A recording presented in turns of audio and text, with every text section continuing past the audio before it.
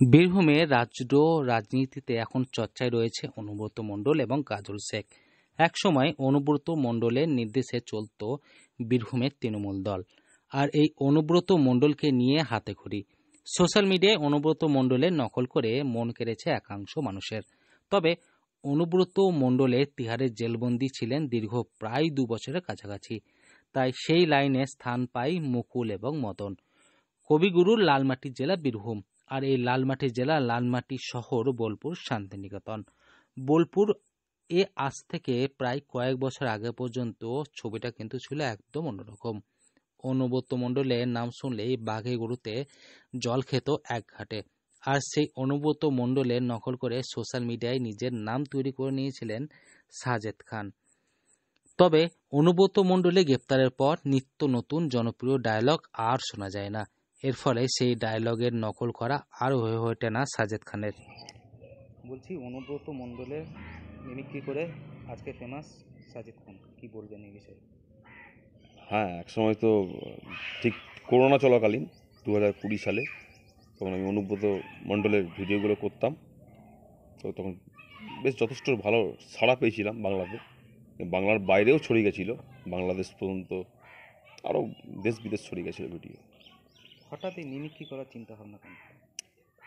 হঠাৎ মানে অনুব্রত মণ্ডলের যে ডায়লগগুলো সেগুলো দেখলাম আমি, এগুলো নিয়ে যদি একটা ফিল্মেটিক স্টাইলে ভিডিও করা যায়, মানে আমার ডায়লগগুলো হচ্ছে আমার স্ক্রিপ্টের অভাব ছিল। তো অনুব্রত ডায়লগগুলোকে আমি নিজের স্ক্রিপ্ট বানিয়ে ফেলি এবং সেগুলো ফিল্মেটিক আকারে আমি দর্শকদের উপহার দিই। যদিও কিছু মাস আগে জেল মুক্তি হয়ে বাড়ি ফিরেছেন অনুব্রত মণ্ডল এবং তার কন্যা সুকন্যা মণ্ডল, তবে সেই আগের হুঙ্কার আর তেমন শোনা যায় না অনুব্রত মণ্ডলের আগের মতো দেওয়া সেই ডায়লগ। তাই এখন তার ভরসা মুকুল এবং মদন। অনুব্রত মণ্ডলের গুড় বাতাসা থেকে শুরু করে মদন মিত্রের কচি আম, এই সমস্ত জনপ্রিয় ডায়লগের নকল করে নেটিজেনদের মন কেড়েছেন সাজেদ খান। একসময় সোশ্যাল মিডিয়া খুললেই সাজিদ খানের এই সমস্ত ভিডিও সাধারণ মানুষের নজরে আসত। মণ্ডলের পাশাপাশি আর কার কোন নেতা নেত্রী বা মন্ত্রী?